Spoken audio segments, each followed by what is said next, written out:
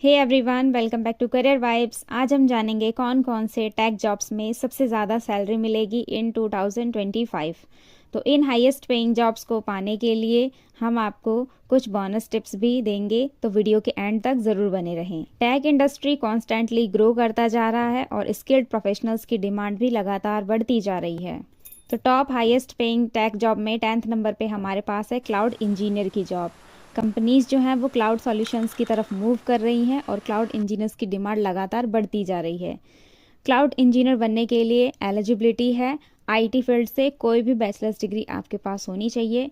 Skills जो आपके पास होनी चाहिए वो है Linux, database skills, programming, networking, DevOps, containerisation, virtualisation. Cloud engineer के तौर पे आप सैलरी एक्सपेक्ट कर सकते हैं average salary around 7,50,000 per year. 9th number पे है डाटा साइंटिस्ट। बिग डाटा को समझने के लिए डाटा साइंटिस्ट का होना ज़रूरी है।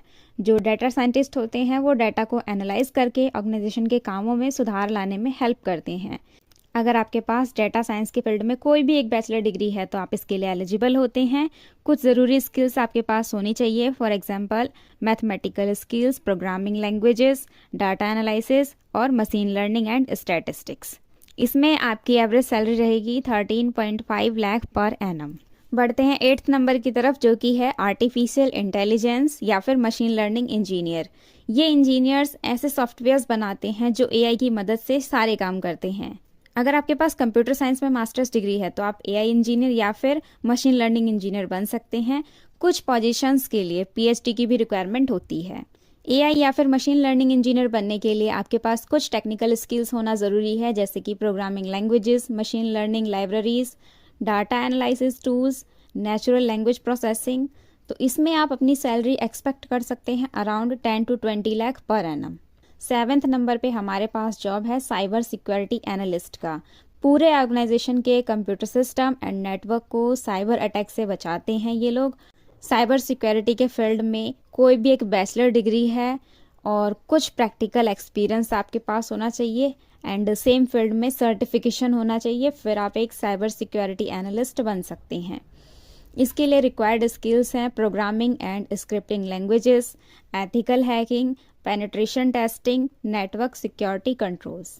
एक साइबर सिक्योरिटी एनालिस्ट की average salary 6 to 10 lakh per annum होती है। एंड 6th नंबर की तरफ बढ़ते हैं, जो कि है सॉफ्टवेयर डेवलपर।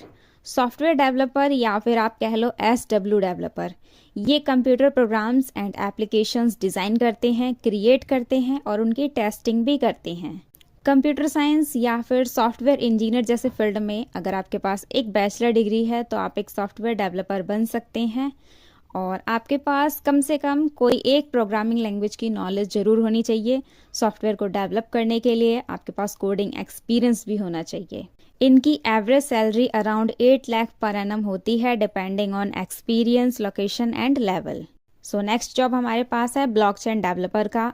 एक ब्लॉकचेन डेवलपर सेंट्रलाइज्ड एप्लीकेशन सहित ब्लॉकचेन टेक्नोलॉजी को क्रिएट करते हैं एंड उन्हें मैनेज भी करते हैं।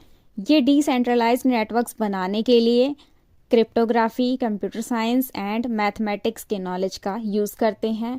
अगर आपके पास बैचलर्स डिग्री या फिर मास्टर्स डिग्री है तो आप इसके लिए एलिजिबल हैं। ब्लॉकचेन डेवलपर बनने के लिए कंप्यूटर साइंस या आपकी मैथमेटिक्स जो है ये दोनों ही स्ट्रांग होनी चाहिए। स्किल्स जो आपके पास ज़रूरी होनी चाहिए वो है cryptography, data structures and programming languages. इसमें भी आपके एक्सपीरियंस के अकॉर्डिंग आपको 5 to 10 lakh per annum salary मिल जाएगी। 4th नंबर पे आता है डेवऑप्स इंजीनियर की जॉब। तो डेवऑप्स इंजीनियर एक साथ दो डिपार्टमेंट को कंबाइन करते हैं, डेवलपमेंट एंड ऑपरेशन डिपार्टमेंट को, to improve the software development process. तो अगर आपके पास कंप्यूटर साइंस या इंजीनियरिंग में कोई भी एक बैचलर डिग्री है तो आप इसके लिए एलिजिबल होते हैं। प्लस एडिशनल में आपको कुछ सर्टिफिकेट और वर्क एक्सपीरियंस की भी ज़रूरत होगी, तभी आप एक डेवऑप्स इंजीनियर बन सकते हैं। इनका काम काफ़ी जिम्मेदारी वाला होता है, तो इसमें आपको सैलरी मिलेगी स्टार्टिंग 3.8 लाख से लेकर के आप मैक्सिमम 56 लाख पर एनम तक अर्न कर सकते हैं इसमें। 3rd नंबर पे हम बात करेंगे आईटी मैनेजर की। तो आईटी मैनेजर के पास कई कामों की रिस्पॉन्सिबिलिटी होती है। डे टू डे ऑपरेशंस को मैनेज करने से लेकर सिस्टम मेंटेनेंस तक सारा काम ये संभालते हैं। तो सिर्फ आप एक बैचलर डिग्री से एंट्री लेवल जॉब तो पा सकते हैं, लेकिन आगे आपको एक्सपीरियंस की भी ज़रूरत पड़ेगी इसमें। स्किल्स की बात करें तो डाटा एनालिटिक्स और बाकी कुछ सॉफ्ट स्किल्स आपके पास होनी चाहिए एक आईटी मैनेजर बनने के लिए। सैलरी वही आपको इसमें 12 से 13 लाख पर एनम मिल जाता है। सेकेंड नंबर पे हम बात कर रहे हैं यूएक्स यूआई डिज़ाइनर के बारे में। डेली लाइफ में जो हम Zomato, WhatsApp and other website use करते हैं, उन्हें डिज़ाइन करना ही यूएक्स यूआई डिज़ाइनर का काम होता है।